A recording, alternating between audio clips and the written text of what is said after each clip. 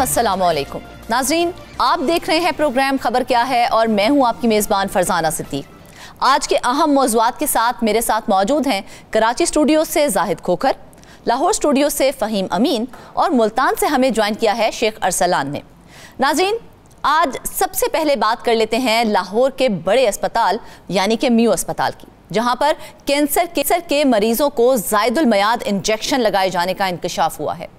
Mu अस्पताल में cancer के 3 मरीजों को ज़ायदुल मयाद इंजेक्शन लगाए गए हैं, जिससे उनको रिएक्शन हो गया है और मजीद मरीजों को भी ज़ायदुल मयाद इंजेक्शन लगाने की तैयारी थी। मजीद इस खबर के अंदर की खबर क्या है जानते हैं लाहौर फ़हीम अमीन से। फ़हीम, ये इतनी अफसोसनाक खबर सामने आई है, क्या ये इंजेक्शन जानबूझकर लगाए गए थे या फिर कोई गफलत थी? लेकिन इतनी बड़ी गफलत कोई कैसे कर सकता है? बहुत शुक्रिया फरजाना। म्यू हस्पताल की बात करें तो ये लाहौर का बड़ा हस्पताल है, जहाँ से पंजाब भर से मरीज़ यहाँ पर लाए जाते हैं। लेकिन यहाँ पर जैसे कि हमने गुज़िश्ता स्टोरी की थी कि एमरजेंसी की सूरत हाल इंतहाई नाकस है, रिवैम्पिंग जो है वो इंतहाई नाकस हुई है। और कल जो बारिश हुई है जो उससे तो सूरत हाल बिल्कुल ही ख़राब हुई और हमारी खबर की तस्दीक हो गई थी कि वहाँ पर रिवैम्पिंग कैसे हुई। अब आपने जो सवाल किया मैं उसकी तरफ वापस आता हूँ। ये कुछ हफ्ता पहले की बात है कि एक स्पेशल टीम थी जिसने जो ऑन्कोलॉजी वार्ड है म्यू अस्पताल का, वहाँ पर छापा मारा। 15 इंजेक्शन जो थे वो लगाने की तैयारी थी और 50 के करीब इंजेक्शन जो हैं वो हमारे ज़राए का कहना है कि फ्रिज के अंदर पड़े हुए थे। 65 के करीब एक्सपायर इंजेक्शन जो हैं वो इस वक्त मौजूद थे। जिस वक्त टीम वहाँ पर पहुंची उन्होंने फौरी तौर पर वो तमाम इंजेक्शन कब्जे में लिया और उसके बाद फिर एक बाकायदा तौर पर इसकी इंक्वायरी का जो है वो आगाज़ कर दिया गया है। एक कमेटी बनाई गई है 5 रुकनी जो इस तमाम सूरत हाल को प्रोब करेगी।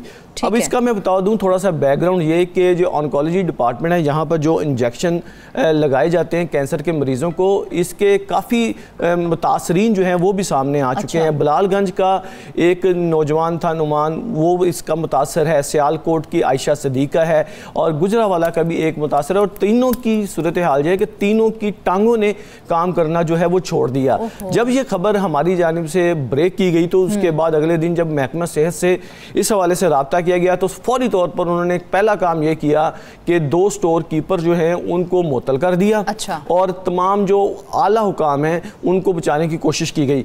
याद रहे कि जो deputy drug controller pharmacy incharge है जवाद भट्टी, जिसकी ये जिम्मेदारी थी कि उसने एक्सपायर जो इंजेक्शंस हैं उनकी निशानदेही करनी थी और उसको एक्सपायर होने से कम 6 महीने पहले उसको वहाँ से उठा लेना चाहिए था। जब ये सारी सूरत हाल हुई तो हमने कुछ तबी माहिरीन से बात की तो उनका ये कहना था कि हमारी टर्म में जो दवाई एक्सपायर हो जाती है हम उसको जहर कंसीडर करते हैं।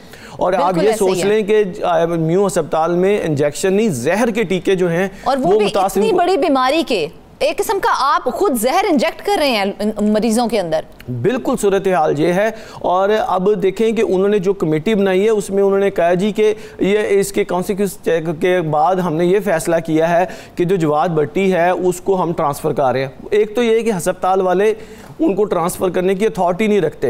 उनको ट्रांसफ़र करने की अथॉरिटी तो सेक्टर स्पेशलाइज हेल्थ की थी और उनके खिलाफ जिनके खिलाफ पीडा एक्ट के तहत कार्रवाई होनी चाहिए कि उन्होंने एक एक्सपायर इंजेक्शन जो है अपने फार्मेसी में अपने वार्ड में रखे हुए हैं उनको एक वार्ड से दूसरी वार्ड में ट्रांसफ़र कर दिया। जबकि इसके साथ साथ उन लोगों को भी पूछना चाहिए जिन लोगों ने, जैसे कि परचेज़ कमेटी है, चीफ जो परचेज इंस्पेक्टर है और साथ साथ जो दीगर लोग आला हुकाम हैं उन सब की यहाँ पर जवाबदेही होनी चाहिए कि म्यू अस्पताल में एक्सपायर इंजेक्शन किस तरह मरीजों को लागे। आम तौर पर प्रैक्टिस ये होती है कि अगर किसी मेडिकल स्टोर से नियर एक्सपायरी भी आप कोई दवाई बरामद कर लें, ये ड्रग इंस्पेक्टर तो उसको सील करने चले जाते हैं, हेल्थ केयर कमीशन में उसको ले जाते हैं।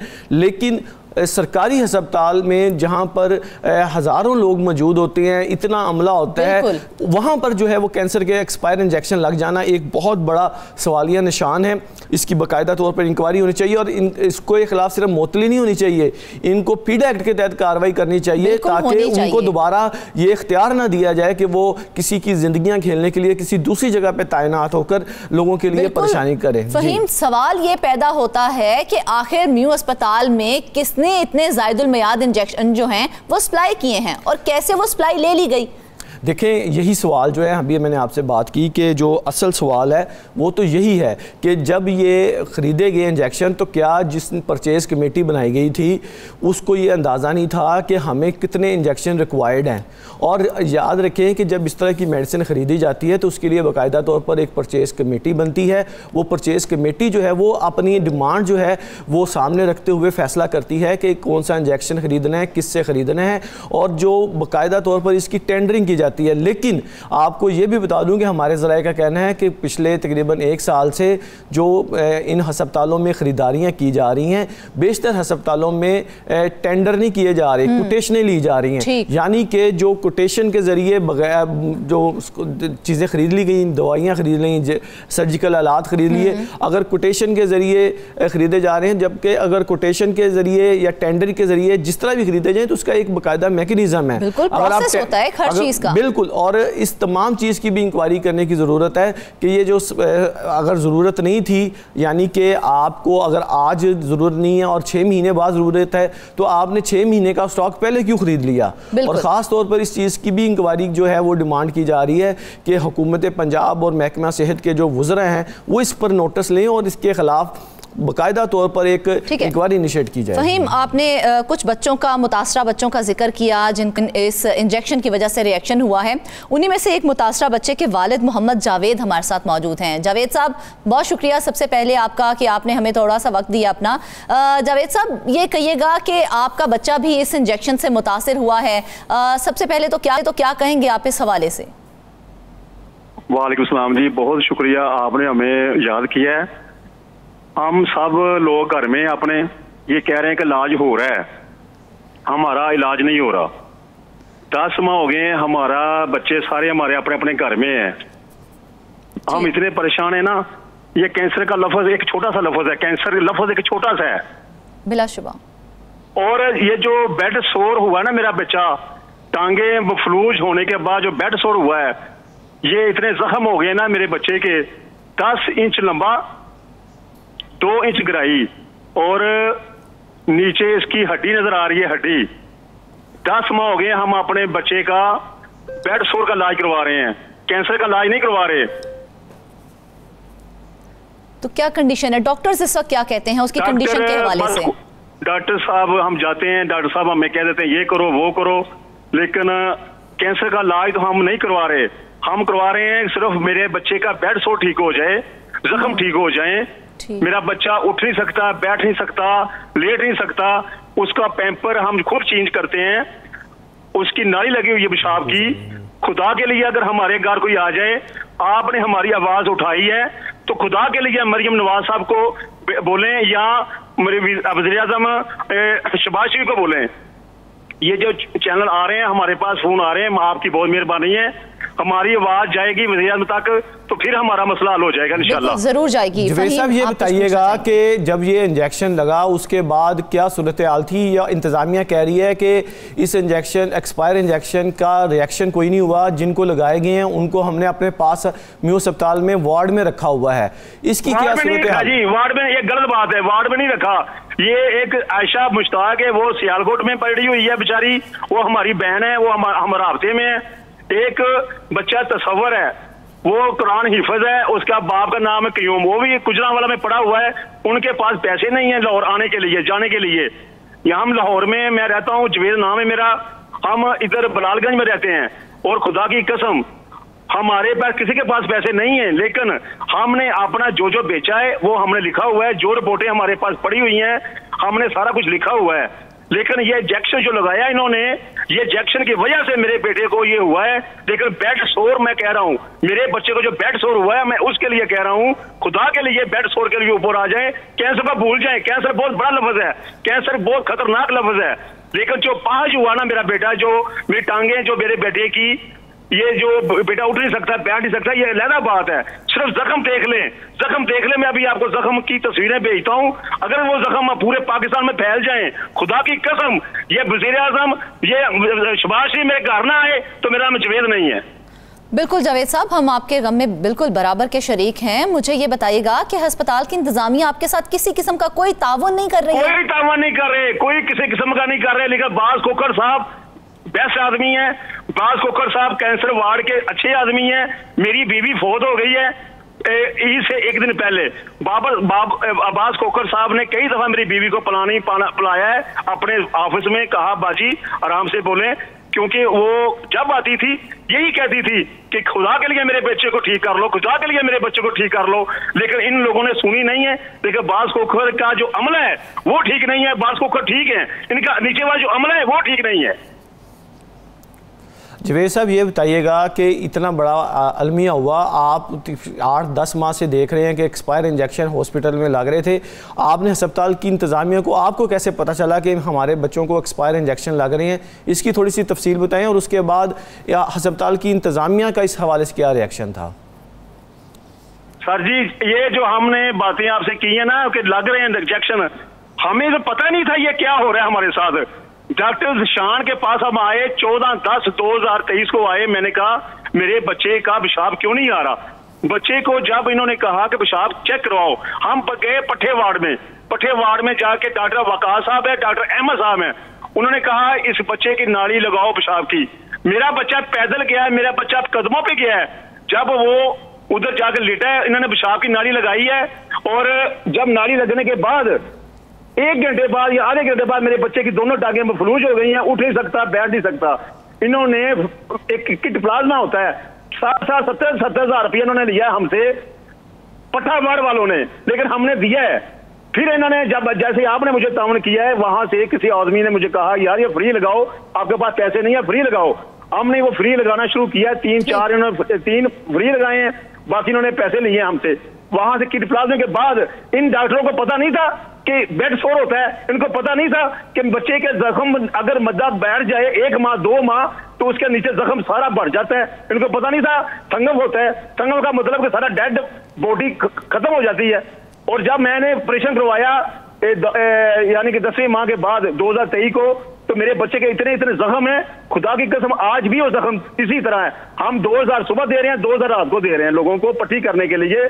और एक होता है यूसोल, एक होता है ग्रीनो जेल, वो 2500 की क्रीम है, एक वो भी लगा रहे हैं, लेकिन फर्क नहीं आ रहा, उसमें फर्क नहीं आ रहा तो हमारे पास। सब अद्वियात की मद में भी आपकी कोई हेल्प नहीं की जा रही है कि आपको मुफ्त अद्वियात या दीगर जो टेस्ट किए जाने हैं उसमें आपकी कोई हेल्प की जाए, क्योंकि गलती तो नो डाउट हॉस्पिटल वालों की थी।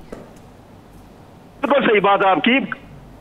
मैं कह रहा हूं जब हम आते हैं ना चेक कराने के लिए, हमारे पास इतने पैसे नहीं कि हम यहाँ बलालगढ़ से आए, इधर मोटरसाइकिल पे नहीं आ सकते, कोई एम्बुलेंस में नहीं आ सकते, हालांकि हमारा 5 मिनट का फासला है। बलालगंज में रहते हैं, बलाल यासीन के हल्के के हम अमजद नसीर भट्ट के हल्के के हम उनके साथ ताउन करते हैं। मनून ये जो नवाज शरीफ साहब हमारे हल्के के हैं, लेकिन हमने किसी को शिकायत नहीं लगाई, लेकिन आप लोगों ने हमारी आवाज उठाई है, हम वेलकम करते हैं। आपकी बड़ी मेहरबानी, आपने हमें याद कर रहे हैं। 3-4 दिन से मेरी बीवी का 40वां था, ये 3-4 दिन पहले 40वां था। हमने अपनी बीवी को ये जो हार्ट अटैक हुआ है ना, ये बाज खोखर साहब को पता है कि उन्होंने कहा है कि बाजी आप आराम से बोलें, आपको दिल का अटैक ना हो जाए। उन्होंने पानी भी पिलाया कई दफा, लेकिन मैं ये कह रहा हूं कि ईद वाले दिन मेरी वाइफ का जनाजा था, और यकीन करें हम इतना परेशान है ना कि आपको बता नहीं सकते। पूरा मोहल्ला, आप किसी से पूछ सकते हैं। मेरी बीवी की उम्र 42 साल है, और वो जो वफात हुई, लोग कह रहे थे कि इसको सिर्फ गम की वजह से, अपने बेटे की वजह से ये गई है दुनिया से, लेकिन लोगों ने यही कहा हम आपके साथ जाएंगे, 15-20 आदमी, 40 आदमी, 100 आदमी जाएंगे, लेकिन हमने किसी डॉक्टर को, किसी को तंग नहीं किया।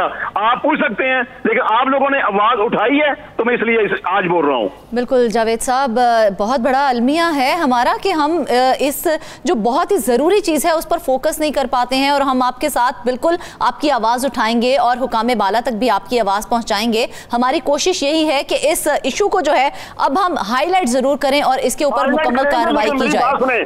मेहरबानी आपकी हाईलाइट करें, लेकिन वज़ीर आज़म पाकिस्तान तक जाए बात, और वज़ीर आला मोहतरमा मरियम नवाज तक जाए ये बात। आपकी मेहरबानी है कि जब छोटे चैनल जाते हैं आस्ता आस्ता जियो न्यूज तक बात जाए, जियो न्यूज तक जाए। हमारी ख्वाहिश है ये हमारी बात जाए। फ़हीम, आप कुछ कहना चाहेंगे? बिल्कुल जी, सूरत हाल ये है कि जैसे कि जवेद साहब ने भी आपको बताया कि जो इस तमाम सूरत हाल में अभी तक जो इंतज़ामिया बात कर रही है वो बड़ी अजीबो गरीब कारी है, और उनकी जानिब से जो इंक्वायरी कमेटी बनाई गई थी 5 रुकनी, वो भी मान रही है कि एक्सपायर इंजेक्शन जो हैं वो ज़रूर इन मरीज़ों को लगाए गए हैं। अलमिया ये है कि ये एक्सपायर इंजेक्शन लगा दिए गए और उसके बाद इस तमाम एक्सपायर इंजेक्शन को लगाने का ज़ुम्मा जो है वो 2 स्टोर कीपर्स को ठहरा दिया गया, जबकि मेन जिम्मेदारी जो है वो हस्पताल की, जहाँ से ये ख़रीदारी शुरू हुई, जिन लोगों की एक्सपायरी को मेंटेन करना था, इन तमाम लोगों को एक कटहरे में लाना होगा और पूछना होगा उनसे कि आप लोगों ने वो इंजेक्शन जो कि एक्सपायर हो चुके थे उनको क्यों लगाया। जैसे कि अभी जवेद साहब ने बताया, इसी तरह अभी तो 3-4 मरीज़ सामने आए हैं। अभी तो ये देखना होगा कि मजीद कितने मरीज़ ऐसे हैं जिनको ये इंजेक्शन लगाए गए हैं। आपके इल्म में है, क्योंकि आपके बच्चे को तो हुआ इस इंजेक्शन का रिएक्शन, उस वक्त वहां पर दीगर कितने मरीज मौजूद थे जिनको ये एक्सपायर इंजेक्शन लगाया गया, आपके इल्म में है? 1.5 साल हो गया जी हमें इसी अस्पताल में जाते हुए। कोई आदमी ऐसा नहीं है कि जो बीमार ना हो, और इस अस्पताल से कोई बंदा तंदुरुस्त होकर नहीं गया। इस कैंसर वार्ड से हमने 1.5 साल देखा है कि कोई बंदा भी ठीक होकर नहीं गया, और 3-4 ऐसे 2 लोग हैं मेरे नुमान बेटे की तरह खूबसूरत, वो उनकी डेथ हो गई है। उनके नाम है हाशम, एक नाम अब्दुल्ला, एक नाम गुफार, ये नाम लिख लें। ये सारे मेरे से राब्ते में हैं, जिनके लोग वफात पा गए हैं।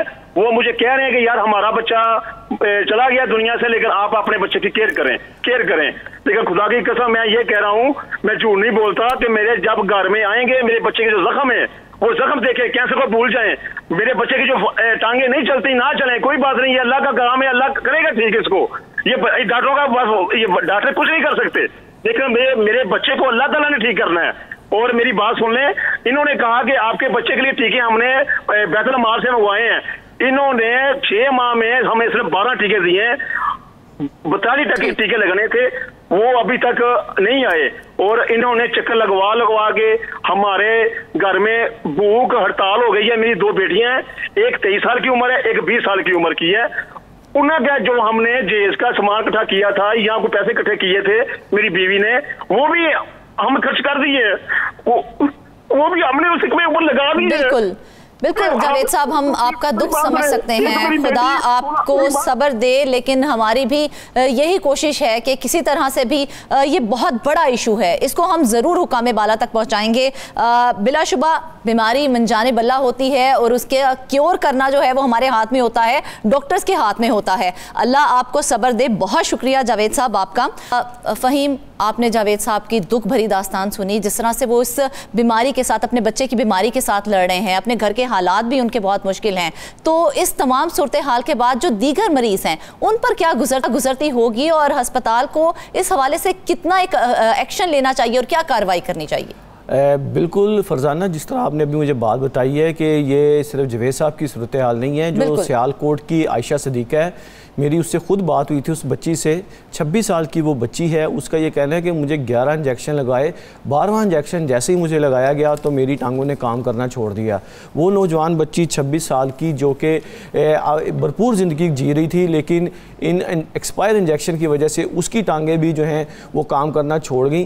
तो सूरत हाल ये है कि इस एक्सपायरी इंजेक्शन के बायस जो है मुतअद्दिद मरीज़ों की पेचीदगियाँ पैदा हुई हैं। अब सूरत हाल ये है कि इसके ऊपर जो महकमा सेहत की इंक्वायरी है वो एक फुल फ्लैज होनी चाहिए। मैं ये कह रहा हूँ कि जिन लोगों की जिम्मेदारी थी ये, उनको ट्रांसफ़र नहीं करना चाहिए, उनको छोटे जो मुलाजमीन हैं उनके तक ये जिम्मेदारी नहीं ठहरानी चाहिए, क्योंकि स्टोर कीपर का काम जो होता है वो सिर्फ ये नहीं होता। ये एक बहुत बड़ी फ़हीम जिम्मेदारी थी जिसको के लापरवाही बरती गई है, जिसमें मुझे सिर्फ एक आखिरी सवाल का जवाब दिए दें, क्या हुकूमत की जानिब से मुतासरीन से अब तक कोई राब्ता किया गया है? इतना बड़ा इशू हाईलाइट हो चुका हुआ है, खबरों में आ चुका हुआ है।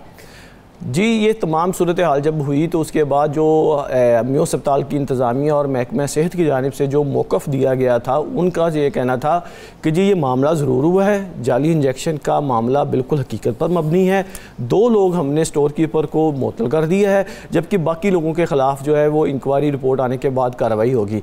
लेकिन आज से तकरीबन 2 दिन पहले जो है, जो जवाद भट्टी हैं फार्मेसी इंचार्ज, उनका तबादला जो है ऑन्कोलॉजी वार्ड से दूसरी वार्ड में कर दिया गया है, जो कि तमाम तर जिम्मेदारी इब्तदाई तौर पर अगर हस्पताल की हद तक देखें तो उनकी थी। उसके बाद इसके ऊपर भी जिम्मेदारी आती है, क्योंकि जो परचेज कमेटी थी, जो परचेज कमेटी चीफ फार्मासिस्ट थे, ये तमाम लोग जो कि इस इंजेक्शन को किसी भी सरकारी हस्पताल में खरीदते हैं, उन तमाम की जिम्मेदारी थी, क्योंकि ये इतना मामला नहीं है कि स्टोर कीपर ये कर सकता है। बिल्कुल फहीम, देखा जाए तो कोई छोटा मामला नहीं है। हुकूमत को होश के नाखून लेने चाहिए, कोई छोटी नहीं है। और वो गरीब लोग जो इसको बिल्कुल अफोर्ड नहीं कर सकते हैं, उनके साथ इतना बड़ा दोबारा से एक और अलमिया, एक अलमिया के बाद अलमिया हो जाना बहुत अफसोस की बात है। नाजरीन, हुकूमत को चाहिए कि किसी भी तरह से जिम्मेदारान का तयन करें और उनके खिलाफ कार्रवाई की जाए। वापस आएंगे एक ब्रेक के बाद।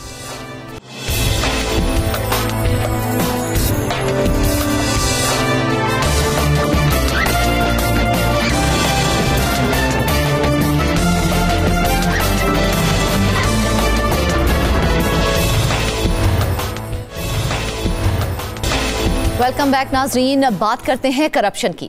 कराची महकमा वर्क्स एंड सर्विसेज में करोड़ों रुपए की करप्शन का इंकशाफ सामने आया है। लिफ्टों की मद में 27 करोड़ रुपए की रकम एडवांस जारी कर दी गई और इस सारे मामले में सिर्फ एक सुपरिटेंडेंट इंजीनियर को नौकरी से बरतरफ किया गया है। मजीद इसमें मुलविस अफसरान के खिलाफ कोई कार्रवाई नहीं की गई है। उन पर इतनी मेहरबानी क्यों की गई है, तफसीलात जान लेते हैं अपने नुमाइंदे खोखर से। जाहिद खोखर, सबसे पहले इतनी मेहरबानी की वजह बताइए। जी बिल्कुल, मेहरबानी आपकी कि आपने टाइम दिया और इतना बड़ा अहम इशू था। और महकमा वर्क्स एंड सर्विसेज की बिल्डिंग डिवीजन में ये करप्शन कोई आज की कहानी नहीं है। कई सालों से इस महकमे के अंदर एक सिस्टम चल रहा है, जिस सिस्टम के तहत इसी तरह से एडवांस पेमेंट जारी होती है और ठेकेदारों को पैसे दिए जाते हैं। काम हो या ना हो, इससे कोई सरोकार नहीं होता है, ना अफसरान का, ना ठेकेदारों का और ना ही शायद सिंध गवर्नमेंट का। तो ये मामला सामने आया है और 27 करोड़ रुपए की रकम एक ठेकेदार को जारी कर दी गई। ये सुपरिटेंडिंग इंजीनियर जब एक्सीएन थे उस वक्त ये रकम जारी की गई और लिफ्टें ये लगाने का मंसूबा था सिंध सेक्रेटेरिएट में और 27 करोड़ रुपए इस मद में रकम जारी की गई थी। सिंध सेक्रेटेरिएट में 4 इमारतों में ये 8 लिफ्टें लगनी थी और इस सिलसिले में जो इस वक्त जो एसी हैं और उस वक्त के एक्सीएन तनवीर अहमद कलवड़ ने, ठेकेदार है Pakistan civil and electrical works को ये पेमेंट जारी की। New Sindh secretariat, state bank, KDA building और तुगलक हाउस में 8 लिफ्टें लगनी थी। चीन से ये लिफ्टें जो हैं वो दरामद की जानी थी। हुकूमत पाकिस्तान की वजह से लिफ्टों में ये कोई ताख़ीर की वजह ये बताई गई है एक एसी की जानिब से, जो अपना जवाब दिया गया था शोकाज नोटिस और चीफ सेक्रेटरी के पास जो पर्सनल हियरिंग हुई। चीफ सेक्रेटरी सिंध ने महकमा वर्क्स एंड सर्विसेज की जानिब से जो सिफारिश भेजी गई उस मामले पर उन्होंने कार्रवाई की और वज़ीर-ए-आला सिंध को ये सिफारिश की कि इस एसी को मुलाजमत से जो है वो निकाला जाए और बरतरफ किया जाए। और उसी रोशनी में वज़ीर-ए-आला सिंध ने जो है अहकाम जारी किए और services and general administration department ने ये नोटिफिकेशन जारी कर दिया। बात यह कि ये 27 करोड़ रुपए इस तरह से इस जो कंपनी को जारी किए गए, इस कंपनी में सिर्फ एक जो है एक्सीएन शामिल नहीं होगा यकीनी तौर पर।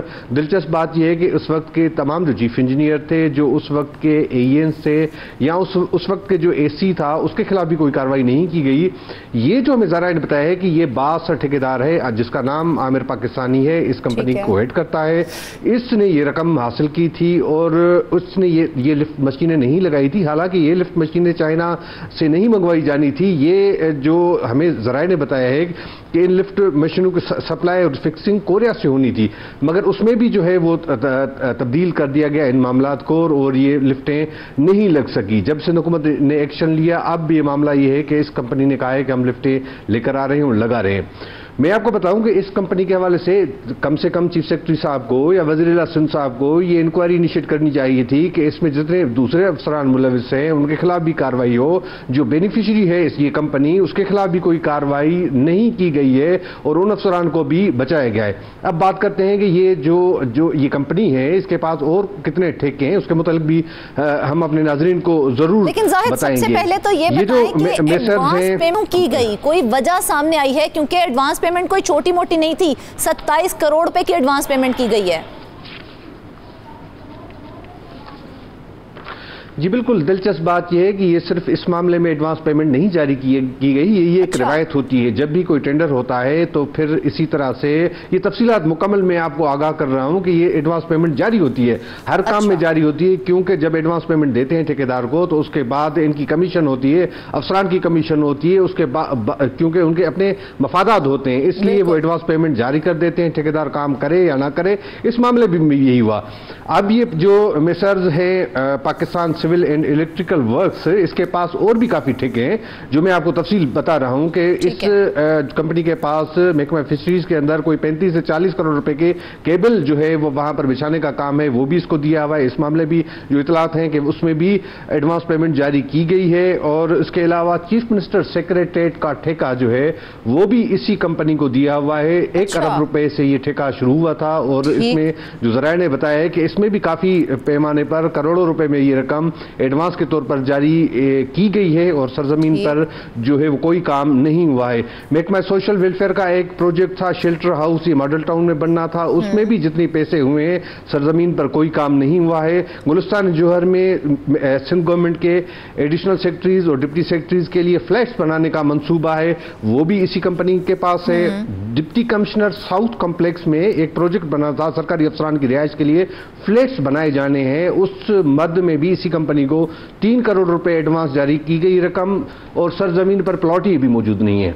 तो काम क्या होगा आप तसव्वुर कर लें। तो इसके साथ साथ हैदराबाद में भी निगरान दौरे हुकूमत में जो सरकारी अस्पतालों की मरम्मत और बहाली के नाम पर भी 20 करोड़ रुपए की रकम जारी की गई थी। इस मामले पर महकमा एंटी करप्शन की जानिब से तहकीकात का आगाज किया गया था, वो तहकीकात कहां पहुंची कोई पता नहीं है। और इस हवाले से भी ये जो खबरें आ रही थी तो बड़े पैमाने पर करप्शन हुई है, फिर एकदम उसमें खामोशी इख्तियार कर ली जाती है। सबसे अहम बात तो ये है कि इस जो मुद्दा आज हमने अपनी आवाम के सामने रखा है जिसमें 27 करोड़ की जो है वो करप्शन की गई है, ये बताइए जिस सुपरिटेंडेंट इंजीनियर को बरतरफ किया गया है क्या उसके खिलाफ कोई मजीद भी कार्रवाई की गई है अब तक?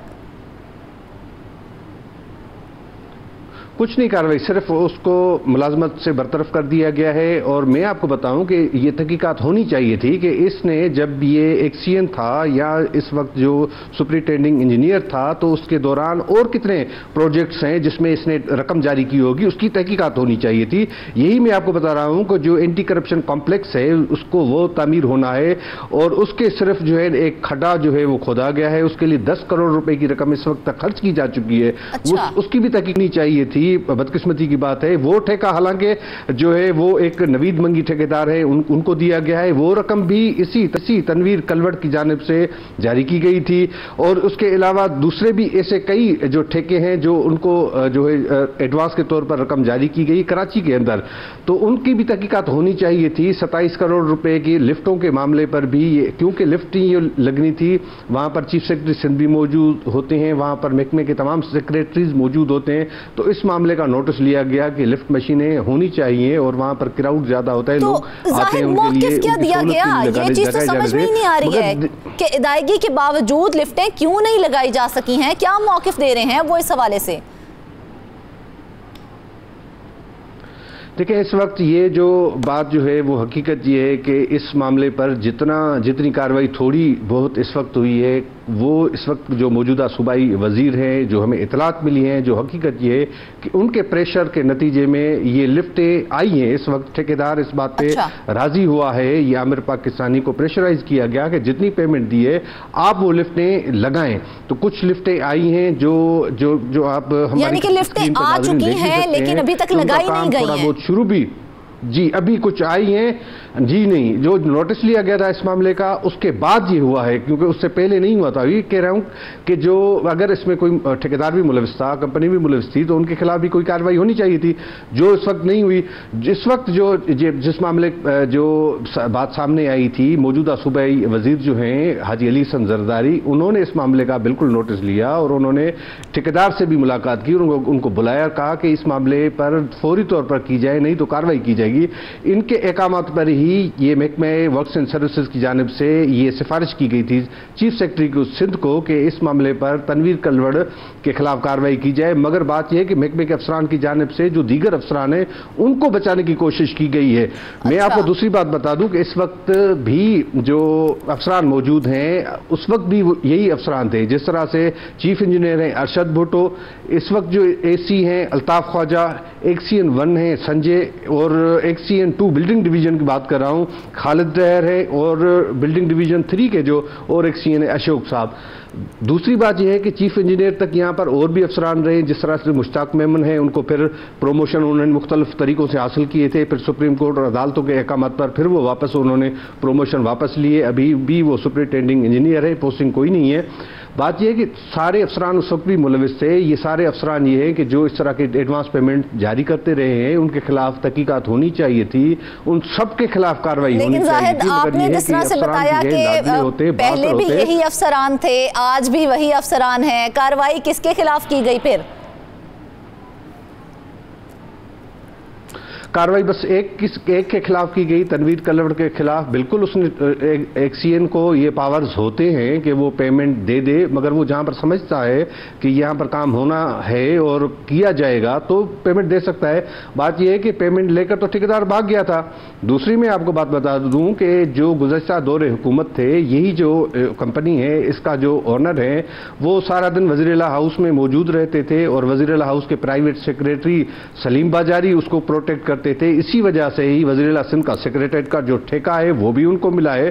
तो ये तमाम मामलात हैं, और इसके पीछे भी काफ़ी बासर अफराद जो है वो मौजूद हैं, जो तमाम इस तहकीकात में या तमाम लोगों के खिलाफ कार्रवाई में रुकावट ज़रूर बने हुए हैं। दूसरी, गुज़श्ता हमने प्रोग्राम भी किया था कि सिंध के अंदर सिंध हुकूमत के पास सरकारी महकमे नहीं है, तो हर साल 1.5 से 2 अरब रुपए सिर्फ किराए की मद में जाते हैं। सिंध हुकूमत की जानिब से 2016 में एक मंसूबा शुरू किया गया था, सिंध सेक्रेटेरिएट जो है कॉम्प्लेक्स 7 और 8। जब से शुरू किया गया, बदकिस्मती की बात है, उसी वक्त अफसरान ने इसको जो है ना करप्शन और कमाई का जरिया बनाया हुआ था, और वो जो मंसूबा है वो इस वक्त भी ताखिर का शिकार है, इल्तवा का शिकार है। वो शायद अभी बन ही ना पाए क्योंकि सुप्रीम कोर्ट की जानिब से इस मामले पर स्टे भी दिया गया है। मगर बात यह कि जो 2016 और 17 में इस मंसूबे को शुरू किया गया था, उस वक्त भी जो कंपनीज थी, जो ठेकेदार थे और उसके साथ जो अफसरान है, उनकी मिली भगत से करप्शन की गई थी। मजमूई तौर पर 75 करोड़ रुपए जो जारी हुए वो खुर्द बुर्द हो गए। महकमा एंटी करप्शन की जानिब से 2019 में ये मुकदमा भी दर्ज किया गया। वो जो उनके पास एडवांस और जो मोबिलाइजेशन एडवांस पेमेंट होती है उनको गैर कानूनी तरीके से वापस दे दी गई, और वो मामला हुआ। उसके बाद जो है अब मैं आपको बताऊं कि एक तहकीकात और जो है चीफ सेक्रेटरी सिंध के हिदायत पर शुरू की गई थी, और एंटी करप्शन के तहकीकाती अफसर की जानिब से ये फाइंडिंग्स रिकमेंडेशंस दी गई। तकरीबन उसको 1-1.5 साल हो गया है कि इन जो अफसरान हैं, जो ठेकेदार जो हैं, उनके खिलाफ मुकदमा दर्ज किया जाए। इस वक्त तक बदकिस्मती की बात है कि वो पता नहीं है कि वो उस तहकीकाती रिपोर्ट कहां पर है, और उन 62 अफसरान या 62 जो ठेकेदार हैं उनके खिलाफ कोई कार्रवाई नहीं अमल में लाई जा सकी है, तकरीबन मजमूई तौर पर 41 करोड़ रुपए की। इस वक्त तक जो सिंध सेक्रेटेरिएट कॉम्प्लेक्स के 7-8 मामला हाईलाइट हो गया, लेकिन किसी एक शख्स के खिलाफ कार्रवाई करके उसको बरतरफ करके और इदारा जो है वो बरियो जिम्मा हो जाता है हर चीज से, उसके बाद फिर कोई इंक्वायरी, कोई रिकवरी, कुछ भी नहीं हो रहा। बदकिस्मती की बात है। ये जो तहकीकाती रिपोर्ट है आप जो देख रहे हैं, ये भी तहकीकाती इदारा कैसे बरियो जिम्मा हो सकता है? से भी सिंध सेक्रेटेरिएट की वही मैं बात कर रहा हूं। इदारे के लोग जो हैं वो शुरू से इन कामों में मुलविस है। इस इदारे के अफसरान जो है शुरू से इन कामों में मुलविस है। जो महकमा वर्क्स एंड सर्विसेज है, माजी में भी ये इसी तरह से सिस्टम चलते रहे हैं। ये तो कोई बात नहीं, आप जब वर्क आर्डर जारी होता है उस वर्क आर्डर पर भी ठेकेदार से 10 से 15% रकम मजमूई तौर पर, मिसाल के तौर पर 1 करोड़ रुपए का ठेका है तो उसमें 10 से 15% का ठेका वर्क आर्डर पर ठेकेदार से ये लेते हैं ये लोग। ठीक 50% जो है वो ठेकेदार की रकम इन कमीशंस में जाती है। आप हैरान होंगी कि जिसमें एक्सीएन की कमीशन है, एसी की है, चीफ इंजीनियर की है, सेक्रेटरीज की है और बहुत सारे अफसरान की है। 50% अगर ये रकम सिर्फ करप्शन की मद में और परसेंट ये कमीशन की मद में चली जाएगी तो आप तसव्वुर करें कि ग्राउंड पर कितनी रकम खर्च होगी। इसी वजह से ही जो मंसूबे हैं सिंध हुकूमत के वो पाए तकमील तक नहीं पहुंचते हैं, इसी करप्शन की वजह से। और ये अफसरान जो हैं, बड़ी बड़ी उनके लोग जो है बासर अफराद जो हुकूमत में बैठे हैं, वो उनकी सरपरस्ती करते हैं, उनकी ट्रांसफर पोस्टिंग्स कराते हैं, फिर जैसे चाहे वो करें। जिस तरह से अरबों रुपए की जो सालाना बजट होता है वो उसमें किस तरह से खुर्द-बुर्द करते हैं, ये तमाम मामला आते हैं। तो इसी तरह से अगर भी बासर लोग नहीं होते तो ये इस तरह से फाइंडिंग्स जो है 1.5 साल से किसी एक ठेकेदार को बचाने के लिए जाहिद रिकवरी कैसे होगी अगर इसी तरह से मामलात रहे, एक दूसरे की हेल्प करते रहे कि भाई हमारी करप्शन ना पकड़ी जाए या हमारी करप्शन ना पकड़ी जाए। ठेकेदार को इतनी बड़ी रकम अदा कर दी गई है, उस रकम की रिकवरी के लिए कोई इकदाम किए गए? इकदाम कुछ नहीं किए गए हैं इस वक्त, और सिर्फ ये कहा गया है ठेकेदार को कि आप जो है जितना आपको टेंडर मिला था आप लिफ्ट लगा ले। अगर वो लग गई तो फिर मामला सीधा हो जाएगा, क्योंकि ये मामूली और जो है वो लोग नहीं हैं। ठेकेदार भी इतना बासर है कि सिंध हुकूमत के जो है वो अहम जिम्मेदारान इसके खिलाफ कोई कार्रवाई नहीं कर सकते हैं, वो इतना बासर है।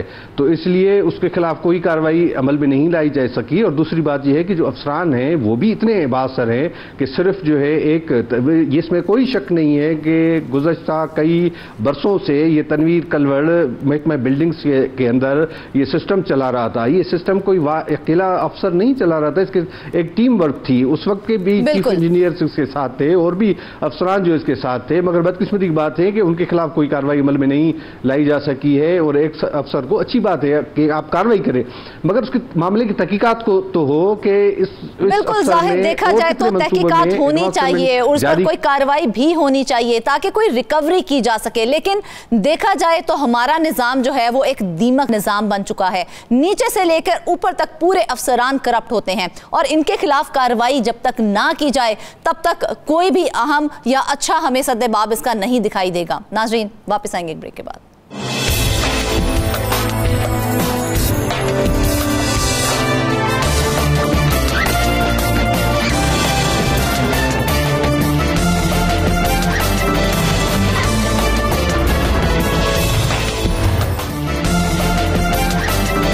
वेलकम बैक नाजरीन जी। तो अब आखिर में बात करते हैं शहर ओलिया की, जहां सड़कों पर नस्ब ट्रैफिक सिग्नल्स गैर फाल होने की वजह से हादसात में खौफनाक हद तक इजाफा हो गया है। रेस्क्यू 1122 के एदादो शुमार के मुताबिक रवां साल 13,678 ट्रैफिक हादसात रोनमा हुए हैं और सैकड़ों अफराद लुकमा अचल बने हैं। जो भी हुकूमत आती है वो नए मंसूबों का ऐलान करती है, करोड़ों रुपए लगाकर उनका इफ्तिताह भी करती है, लेकिन वो मंसूबे कभी भी फाल नहीं हो पाते हैं और इससे सिर्फ शहरियों को ही मुश्किलात का सामना करना पड़ता है। मजीद इसके बाद लेते हैं अपने नुमाइंदे मुल्तान शेख अरसलान से। शेख अरसलान, सबसे पहले तो बताइएगा, मंसूबा शुरू कर दिया जाता है, फाल नहीं किए जाते, क्या वजह है? जी शुक्रिया फरजाना। मैं बताता चलूँ, शहर ओलिया मुल्तान 35 लाख आबादी का ये शहर है और साल 2014 में इसे बिग सिटी डिक्लेयर किया गया था पंजाब हुकूमत, उस वक्त की पंजाब हुकूमत की जानब से। और जो यहाँ पर तैनात होने वाले अफसरान हैं वो बिग सिटी का अलाउंस भी लेते हैं, सैलरी के अलावा पर्क्स एंड प्रिविलेजेस, और इसके अलावा बिग सिटी अलाउंस भी उनको दिया जाता है। तो हम इस हवाले से ये साल 2014 में मेट्रो बस मंसूबा शुरू किया गया और अहम शाहराहों पे जो है वो traffic signal, digital traffic signals के नस्ब करने का भी ऐलान किया गया। लेकिन शूमी किस्मत ये कि 6 साल गुजरने के बाद साल 2020 में जो है वो ये ट्रैफिक सिग्नल्स जो हैं वो मुख्तलिफ चौक और शाहराहों पर नस्ब किए गए और ट्रैफिक सिग्नल्स जब नस्ब किए गए तो उसका बाकायदा इफ्तिताह किया गया। लेकिन उसके भी 4 साल अब गुजर चुके हैं, अब साल 2024 आ गया है। हाल ये है कि शहर में जितने भी ट्रैफिक सिग्नल लगाए गए हैं, ट्रैफिक एक भी जो है वो फाल नहीं है। और बात यह है कि उनका अब तक सॉफ्टवेयर ही इंस्टॉल नहीं किया जा सका। इस हवाले से हम रेस्क्यू 1122 की रिपोर्ट देखें तो 13,678 जो है वो हादसा रूनुमा हुए, जिसमें सैकड़ों अफराद जो है लुकमा अजल बने।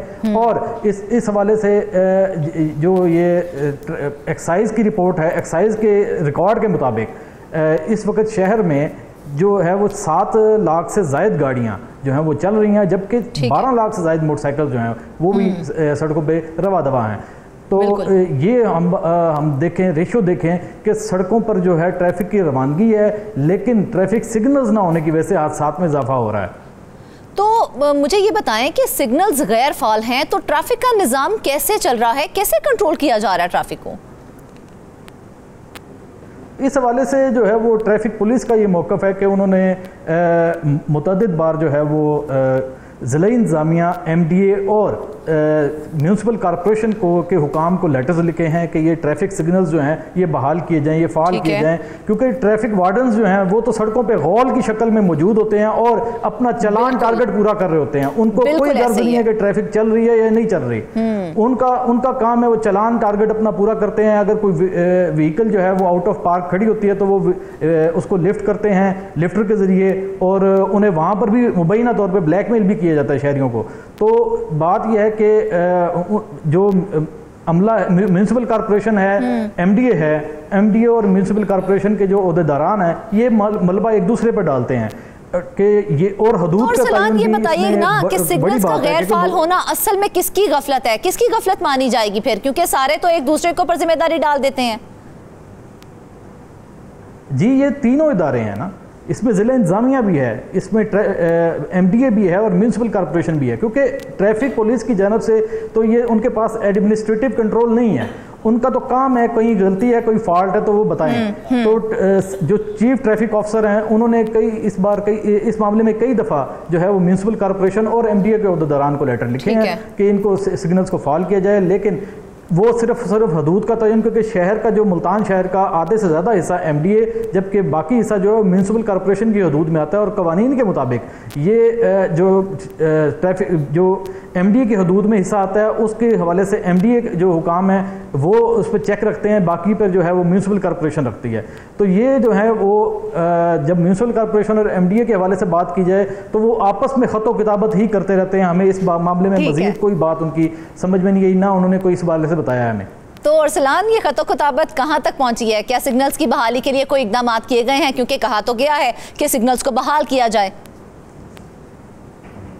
जी नहीं, अब तक कोई इस हवाले से कोई इकदाम नहीं हुआ और ये ख़त व किताबत ही चल रही है। और ये सिर्फ ये हम अगर जो टिपिकल हमारा जो एक कहा जाए तो ये सुर्ख फीते की नज़र हो चुकी है और ये मामला जो है सुर्ख फीते की नज़र हो चुका है। और इस हवाले से कोई अब ये मुल्तान में जो जब ये स्कूल खुलेंगे और जो मुल्तान की बोसन रोड शाहराह है जिसको एजुकेशन एवेन्यू कहते हैं, और ये इस पे कॉलेजेस और यूनिवर्सिटीज़ हैं, तो यहाँ पर इंतहाई रश होता है और यहाँ पर सिग्नल्स का ना होना जो है वो उससे बच्चों की ज़िंदगी को बहुत खतरनाक है। और कई दफ़ा देखने में आया है कि जो बच्चे स्कूल टाइम में जो रिक्शा ड्राइवर्स होते हैं उनके पास जो है वो ओवरलोड होता है, आगे भी बच्चे बैठे होते हैं और बैक साइड में भी बैठे होते हैं, और उस दौरान जब सिग्नल्स नहीं होते तो हर गाड़ी जो है वो अपने तरीके से हर ड्राइवर चलता है और चौक पे आके कई दफ़ा इस तरह हुआ कि एक्सीडेंट रूनुमा हुए हैं। लेकिन अरसलान, जब कोई मंसूबा शुरू किया जाता है, फ्रेमवर्क किया जाता है, उसका स्ट्रक्चर बनाया जाता है, तो आखिर सिग्नल्स की बहाली में कौन सी ऐसी रुकावट है जिसको दूर नहीं किया जा रहा? सिग्नल्स की बहाली में कोई रुकावट नहीं है, एक सॉफ्टवेयर इंस्टॉल होना है, उसके लिए ये सिर्फ और सिर्फ इतना तरद्दुद किया जा रहा है। अब तक उन्होंने नहीं किया। अब ये सिग्नल्स भी साल 2020 में लगे हैं, 4 साल हो गए हैं और ये सिग्नल्स भी जो है वो एक किस्म के अब नकारा होते जा रहे हैं, क्योंकि ये चल ही नहीं रहे। जब कोई इलेक्ट्रॉनिक डिवाइस जो है वो इंस्टॉल की जाती है और वो उसको ना चलाया जाए तो वो बेकार हो जाती है। के लिए कितना वक्त चाहिए, क्या उसमें क्या प्रॉब्लम है? कोई प्रॉब्लम नहीं है इंस्टॉलेशन के लिए, सिर्फ और सिर्फ 1 से 2 दिन का काम है ये, और ये MDA की जानब से किया जाना है। और इस हवाले से जो है MDA की जानब से अब तक कोई जो तो क्या उनकी जानब से कोई गो थ्रू नहीं मिल रहा है, कोई अहकामात नहीं जारी किए जा रहे कि इस पर वर्किंग की जाए? जी, MDA हुकाम का कहना है कि हम जो हैं वो जो हमारी हदूद में ट्रैफिक इशारे हैं हम उनको जो है फॉल करेंगे, लेकिन ये वही बात है कि जब हमने इनसे बात की थी तो उनका यही कहना था कि हम करेंगे, वो करेंगे जो है वो 4 साल अब गुजर गए हैं, अब तक नहीं किया गया। इसी तरह म्यूनसिपल कॉर्पोरेशन वालों का भी यही हाल है कि नक्शाजात, ये शहर के जो नक्शे हैं, और MDA का भी यही काम है कि वो इंफोर्समेंट तजावुजात और दीगर जहाँ पे बिल्डिंग्स के नक्शे मंजूर किए जाते हैं, जहाँ पे नाजायज़ बिल्डिंग तामीर की जाती हैं, जो हमारे MDA के माशाल्लाह जो इंस्पेक्टर्स हैं वो सिर्फ और सिर्फ वहाँ जाके मुबैना तौर पे उनसे मुका करके अपने पैसे लेते हैं और आ जाते हैं। MDA सिर्फ और सिर्फ MDA और म्यूनसिपल कॉर्पोरेशन इन्हीं कामों में मसरूफ़ है। अच्छा अरसलान, ये बताइएगा कि डिजिटल ट्रैफिक सिग्नल्स की तनसीब के हवाले से कहा गया था, तो कितना अमल दरामद हुआ है उस पर अब तक? जी, अमल दरामद तो फुल हो गया। आपको बताते चलें कि ये ट्रैफिक सिग्नल्स जो हैं ये SP चौक, नवा शहर चौक, घंटा घर मुल्तान का 9 नंबर चौक, दौलत गेट चौक, इसके अलावा ये चौक कुम्हारा वाला हो गया, लेकिन वो फाल नहीं हुए हैं। नॉर्दर्न बाईपास पे, नॉर्दर्न बाईपास पे जो है ये नस्ब किए गए हैं। इसके अलावा मेट्रो रूट्स पे भी जो है वो ट्रैफिक सिग्नल्स लगाए गए हैं, लेकिन वो सिर्फ और सिर्फ ऐसे ही बिल्कुल स्टैटिक कंडीशन में खड़े हैं और फाल नहीं, सिर्फ लगाए गए हैं। देखें, हमने लगा दिए हैं, चाहे अब काम करें ना करें, हमारा इससे कोई लेना देना नहीं है। जी बिल्कुल ऐसे ही है। तो इस पर कौन अमल दरामद करवाएगा? अब आखिर मजीद कितना वक्त चाहिए? क्योंकि जब ये मंसूबा स्टार्ट किया गया था तो कितना वक्त रखा गया था कि इतने टाइम फ्रेम के अंदर आपने ये मंसूबा मुकम्मल करना है, और इसको आज कितना वक्त गुजर गया है, बस ये बताइए।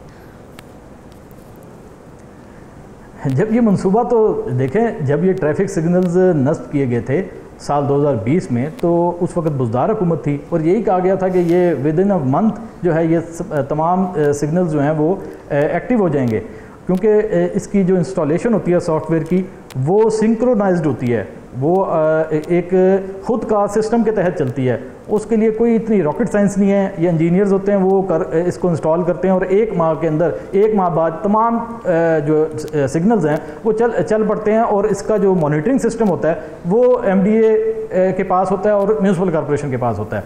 लेकिन अब आप 4 साल हो गए हैं, ये हमारे शहर मुल्तान का एक अहम मसला है। इस हवाले से अवाम भी जो है वो बहुत ही हमें इस हवाले से बात करते हैं। अवाम बहुत सी मुश्किलात का शिकार है। ट्रैफिक एक बहुत बड़ा मसला है अरसलान, ट्रैफिक एक बहुत बड़ा मसला है हमारी आवाम का, और उसको सॉर्ट आउट होना चाहिए, लेकिन समझ से बाहर है कि इस पर क्यों वर्किंग नहीं की जा रही है। सिर्फ एक जिस तरह से आपने कहा कि सॉफ्टवेयर इंस्टॉल करना है, तो उसमें कोई फंड्स का भी कोई चक्कर आ रहा है जिसकी वजह से डिले हो रहा है? नहीं, कोई इस तरह का इशू नहीं है, कोई फंड्स का इशू नहीं है। सिर्फ और सिर्फ इनकी नाअहली है और इनकी सुस्ती है। ये दीगर कामों में मसरूफ़ हैं, ये इदारे MDA हो गया और म्यूनसिपल कॉर्पोरेशन हो गया, ये दीगर कामों में मसरूफ़ हैं। वो काम जिनमें मुबैना तौर पर इनको आमदन होती है, ये उन कामों में मसरूफ़ हैं, इनका कोई तवज्जो नहीं है इस तरफ। हाँ, चूँकि इसके तो फंड्स पूरे हो गए, इसका तो सामान भी आ गया, अब इस पर तवज्जो क्यों देंगे? इस हवाले से जो है वो हुकूमत को आई डोंट नो कि हुकूमत इन तमाम मसाइल के ऊपर फोकस क्यों नहीं करती है जो आवाम की फलाह के लिए होते हैं। कितना एरिया है जिसके अंदर ये तमाम जो डिजिटल सिग्नल्स हैं वो नस्ब होने थे? ये 10 किलोमीटर का रेडियस हम कह लें अगर शहर का, मुल्तान का, तो ये 10 से 15 किलोमीटर का रेडियस में ये इलाके हैं जहाँ पर ये सिग्नल्स नस्ब किए गए हैं। और ये चौक है, यहाँ पे अहम चौक है जहाँ पर इंतहाई रश होता है। ये मेट्रो रूट के साथ भी आते हैं, और इसके अलावा भी ये शहर के दीगर मकामात हैं जहाँ पर इंतहाई रश होता है, और मरबूत निज़ाम ना होने की वजह से हादसात एक बड़ी वजह करार दिए जा रहे हैं। तो अरसलान, इस हवाले से आपने किसी ऑफिशियल से बात करने की कोशिश की, उनका मौक़िफ़ जानने की कोशिश की कि आया जब एक चीज़ इंस्टॉल हो चुकी है, सिर्फ एक उसका जो सॉफ्टवेयर है वो इंस्टॉल करना है, तो उस पर क्यों प्रॉब्लम आ रही है? जी, ज़िला इंतज़ामिया का ये कहना है कि ये सब्जेक्ट MDA और म्यूनसिपल कॉर्पोरेशन का है, और जब ट्रैफिक वालों से बात की जाए तो चीफ ट्रैफिक ऑफिसर का ये कहना है कि हमारी जानब से तो मुतअद्दिद बार कहा गया है, लेटर भी लिखे गए हैं MDA को भी और म्यूनसिपल कॉर्पोरेशन को भी। ठीक है, MDA और म्यूनसिपल कॉर्पोरेशन पे आती है कि ये जो है इसकी इंस्टॉलेशन, इसके सॉफ्टवेयर की इंस्टॉलेशन में ये देर क्यों कर रहे हैं, इनकी गफलत है ये। बिल्कुल, हमारी जो है हुकाम बाला से यही एक दरख्वास्त है कि खुदारा जो अवाम फलाह के मंसूबे हैं उन्हें सियासत की नज़र ना किया जाए, उन पर फोकस किया जाए, और ताकि उनको करप्शन की नज़र ना किया जाए। कम अज़ कम जो चीज़ें इंस्टॉल हो चुकी हैं उनको फाल किया जाए ताकि अवाम की फलाह हो सके। नाज़रीन, आपने आज के मसाइल पर तफसीली गुफ्तगू सुनी है, अपना फीडबैक ज़रूर दीजिएगा। आप सब मेहमानों का बहुत शुक्रिया। इजाज़त दीजिए, अल्लाह हाफिज़।